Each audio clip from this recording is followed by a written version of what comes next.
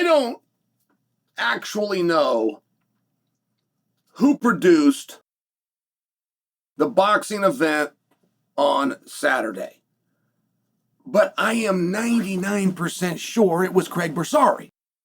I mean, I would bet, I am so sure, but I don't actually know. And I know when Dana put on Mayweather-McGregor, Dana acquiesced production to Showtime. And I know this because Craig told me we've never been part of a show where we didn't do production. It was the day of the show, and Craig said him and Dana got together. They were used to being at the venue and working and scrambling and hustling. And he said, we went out to lunch.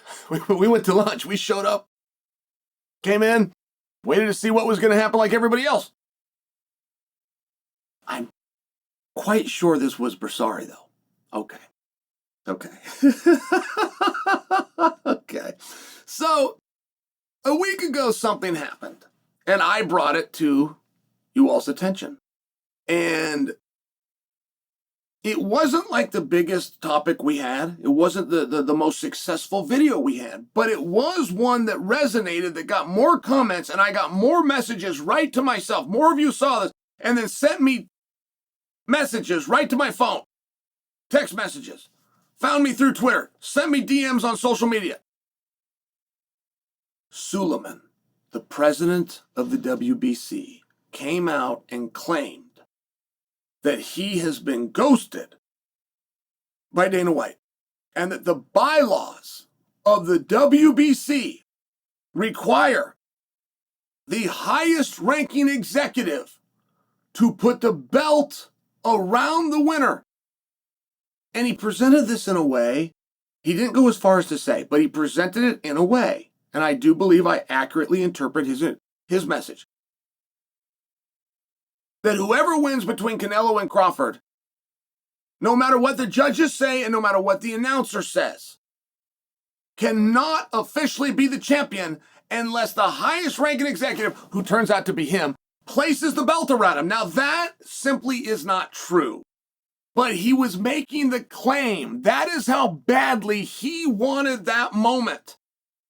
He wanted to be in the ring, in his outfit, putting that belt around the winner, getting the picture for all of history. I don't blame Suleiman, by the way. I don't blame him at all. And if that is something he wanted to do, he was willing to fight for it. I respect it. I'm just telling you, it happened, and he's the one that made everybody aware that it was happening. He said, I can't even get my calls returned. He went as far as to say, I will be there. I have a seat that night, and they had better have security, and they better have more than one guard because one ain't going to stop me. I am coming up those stairs, and I am going to do the job that I am legally entitled to do. This is all Suleiman. I'm not adding to this story. All right. So now I'm curious. Like, that has me very curious. Is the president of the WBC literally planning to go head-to-head with the president of the UFC? The one boss that we know this sport has. Is Suleiman about to challenge Dana White at Dana White's own event? I can't imagine. There's been people that have come out over the years and made some type of a claim like this through the, I'm going to get this, I'm going to do this and that. Dana stopped him from coming in the event. Why would I not take you at your word?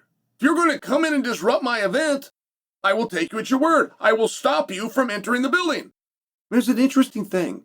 It was just an interesting battle. Okay. So because we put this out,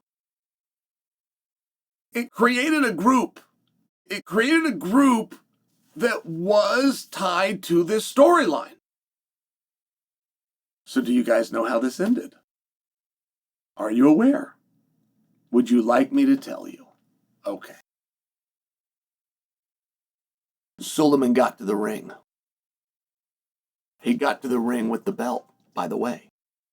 Did he have to push through security guards? I don't think so. Did he have something in the bylaws that actually entitled him to place the belt and could call the entire finality of the evening into question if he doesn't? I don't imagine, but I don't actually know. All I know is Suleiman got to the ring with the belt, and he went to put it around Terence Crawford. And the moment he did, and I do mean the moment he did, they pulled the camera shot to an overhead view. So my producer Ryan knows what this means. So he's laughing right now. So all you can see is down.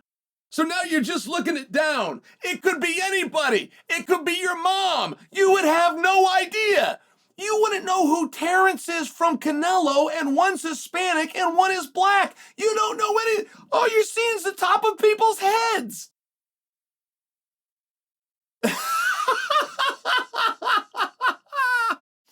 Could that be a coincidence? Yeah.